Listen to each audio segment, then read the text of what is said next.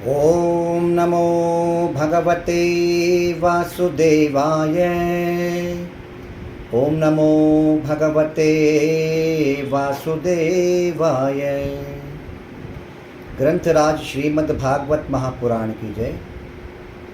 आज का विषय श्रीमद् भागवत महापुराण 8वां स्कंद 22वां अध्याय।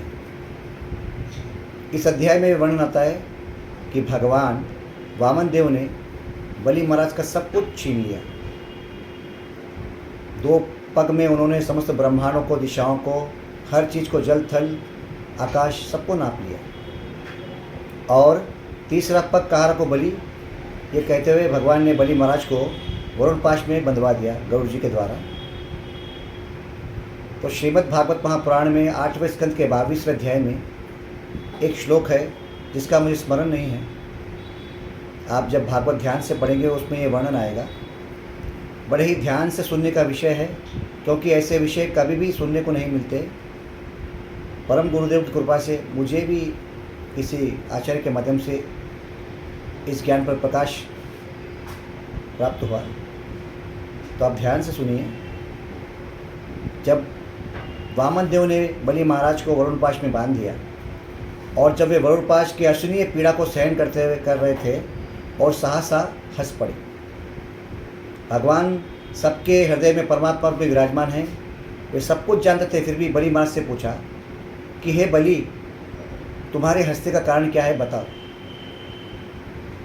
बलि महाराज ने कहा कि प्रभु, आप सर्वांतर्यामी हैं, सब कुछ जानने वाले हैं, फिर भी आप कह रहे हैं तो मैं बताता हूँ।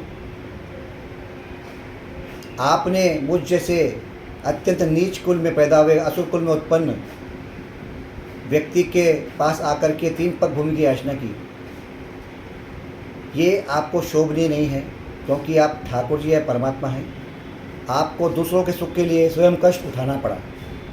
भगवान ने पूछा, बलि कैसे?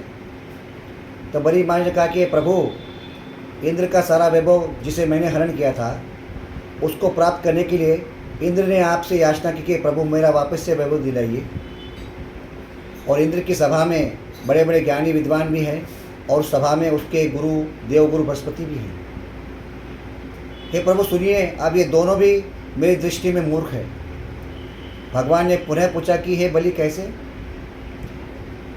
तो बलि महाराज ने कहा कि हे ठाकुर जी सुनिए, इंद्र ने भौतिक संपदा की प्राप्ति के लिए आपका आह्वान किया और उस संपदा को वापस देने के लिए आपने मेरे द्वार पर आकर 3 पग भूमि की याचना की।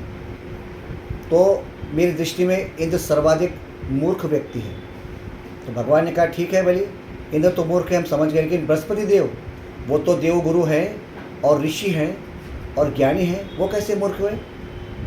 तब बलि महाराज ने कहा कि हे भगवान सुनिए, इंद्र भौतिक संपदा के लिए आपको कष्ट दे रहा था। उसने बृहस्पति देव से परामर्श किया होगा, तब बृहस्पति ने उसे परामर्श ऐसे दिया, यदि दिया होता कि हे इंद्र, तुम ठाकुर जी की शरण में चले जाओ, तुम्हारा कीर्ति वैभव तुम्हें प्राप्त हो जाएगा। लेकिन इसके विपरीत बृहस्पति देव ने उसे वो मंत्रणा नहीं की। ज्ञानी होते हुए भी बृहस्पति महाराज मूर्ख हैं। यदि वो कहते कि हे इंद्र, ठाकुर जी की शरण में चले जाओ, तुम्हें सब कुछ प्राप्त हो जाएगा, तो वे विद्वानों की श्रेणी में होते। लेकिन उन्होंने भी इंद्र को भौतिक संपदा प्राप्ति के लिए आपको कष्ट देने का सुझाव दिया होगा। तो इसलिए ठाकुर जी, ये दोनों ही व्यक्ति मेरी नज़र में मूर्ख हैं। तो ये वर्णन श्रीमद् भागवत महापुराण के 8वें स्कंद के 22वें अध्याय में आता है। भागवत सभी ध्यान से पढ़िए, क्योंकि ऐसे वर्णन कभी भी सुनने को नहीं मिलते। तब उस समय किसी संत ने ये दोहा कहा है कि भगवान कैसे बलि महाराज का सर्वस्व अर्पण करते हैं और कैसे उन्हें अपना दास बनाते हैं। संत कहते हैं कि पहला पग से पृथ्वी नापी, दूजा पग से आकाश, तीजा पग हरि सर पे धरिया, बने दास के दास। भगवान बलि महाराज की कर्तव्य निष्ठा से बहुत प्रसन्न हुए। उनके तार्किक सुझावों से भगवान अत्यंत प्रसन्न हुए। उन्होंने कहा कि वाह बलि वाह, तुमने जो आज बात कही है उससे मेरा हृदय प्रसन्न हो गया। यदि जीव मुझे भौतिक सुविधाओं के लिए कष्ट देता है तो महामूर्ख है, जिसा तुमने अभी बताया। तो अपने सुख के लिए ठाकुर जी से कभी कामना नहीं करनी चाहिए, क्योंकि वे सर्वांतर्यामी हैं, सब कुछ जानने वाले हैं। हमें हमारे आत्म सुख के लिए, आत्म कल्याण के लिए ठाकुर जी से प्रार्थना करनी चाहिए। जन्म मृत्यु के प्रवाह से कैसे निकले उसके लिए भगवान से प्रार्थना करनी चाहिए, ना कि भौतिक सुखों के लिए।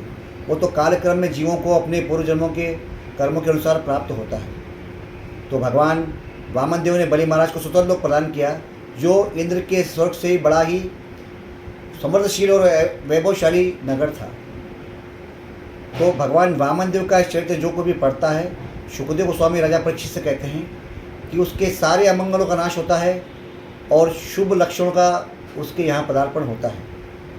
तो आप सभी से प्रार्थना, श्रीमद् भागवत महापुराण जो कि अमर पुराण है, जो जीव के मृत्यु के भय को समाप्त करता है, इसे प्रतिदिन ध्यान से अपने घर में पढ़िए और गीता भागवत का अध्ययन कीजिए, हरिनाम का जप कीजिए।